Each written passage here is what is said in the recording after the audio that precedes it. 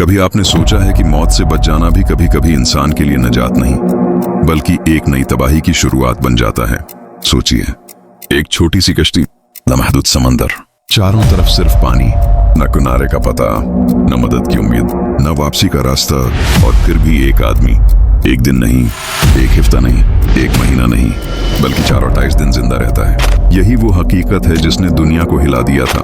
जोसे Salvador अल्वारेंगा नामी एक माहीगीर जो मेक्सिको के साहिल से एक फिशिंग ट्रिप पर निकला था, बाद में बहराल काहल के बीचों बीच बहता हुआ मार्शल आइलैंड्स जा पहुंचा। उस मकाम से तकरीबन 10,000 किलोमीटर दूर जहां से वो निकला था। लेकिन ये कहानी सिर्फ सर्वाइवल की नहीं है, ये कहानी है तन्हाई की, भाग की, खौफ की, और फिर एक ऐसे इल्जाम की जिसने उस पूरे वाकये को और भी ज्यादा खौफनाक बना दिया। रिपोर्ट्स के मुताबिक अल्वारेंगा लेट 2012 में मेक्सिको से एक शार्क फिशिंग ट्रिप पर निकला था। इसके साथ एक नौजवान क्रूमेट भी था, इज़ेक्विएल कॉर्डोबा।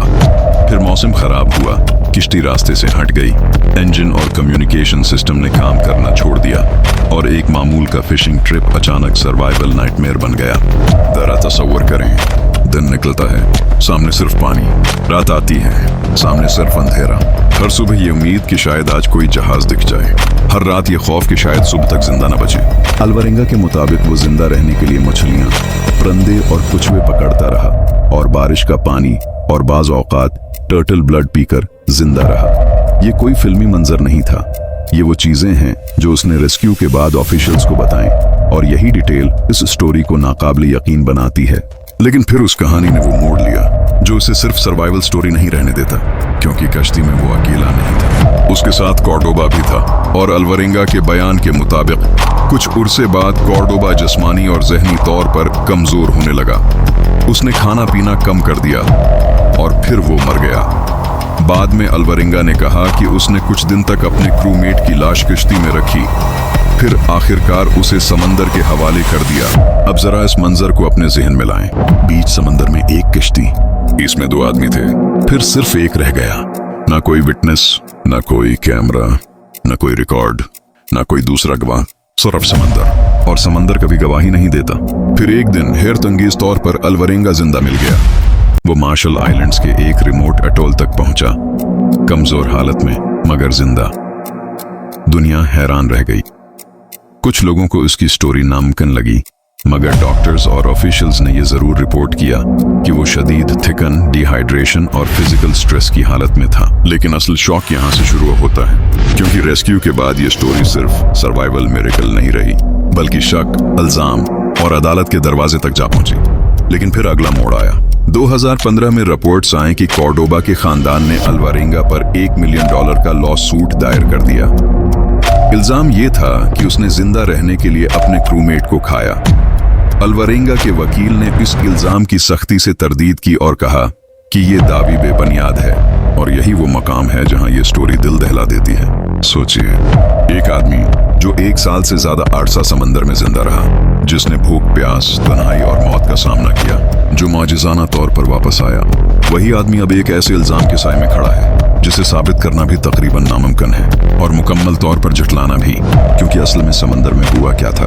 वहां सिर्फ 2 लोग थे, फिर एक रह गया, और जो एक बचा, कहानी भी दुनिया को वही सुनाएगा। यही इस वाकये का सबसे स्केरी हिस्सा है। एक तरफ सर्वाइवल का नाकाबिल यकीन रिकॉर्ड है, दूसरी तरफ एक मरे हुए क्रूमेट की खामोशी है, और दरमियान में एक ऐसा सवाल जिसका जवाब शायद कभी पूरी तरह न मिले। और अब सबसे अहम सवाल, इस मुकदमे का आखिर में क्या हुआ? यहाँ बात और भी पेचीदा हो जाती है। मौत पर पब्लिक रिपोर्टिंग में ये वाज़ेह तौर पर सामने नहीं आता कि क्रूमेट के खानदान की तरफ से क्या गया केस आखिर में अल्वारेंगा जीता या हारा। जो बात रिपोर्ट हुई वो ये थी कि लॉ सूट फाइल हुआ, इल्जाम लगाया गया, और अल्वारेंगा ने उस इल्जाम की तरदीद की। लेकिन फाइनल कोर्ट आउटकम मुझे काबिल एतमाद पब्लिक रिपोर्टिंग में वाज़ेह नहीं मिला, और शायद यही चीज उस पूरी कहानी को और भी ज्यादा डिस्टर्बिंग बना देती है। क्योंकि एक आदमी 428 दिन समंदर में जिंदा रहता है, मगर वापस आकर भी मुकम्मल तौर पर आजाद नहीं हो पाता। वो जिंदा तो बच जाता है, लेकिन सवाल उसका पीछा नहीं छोड़ते। तो आखिर ये कहानी है क्या? क्या ये सिर्फ सर्वाइवल की स्टोरी है? क्या ये इंसानी बर्दाश्त की आखिरी हद है?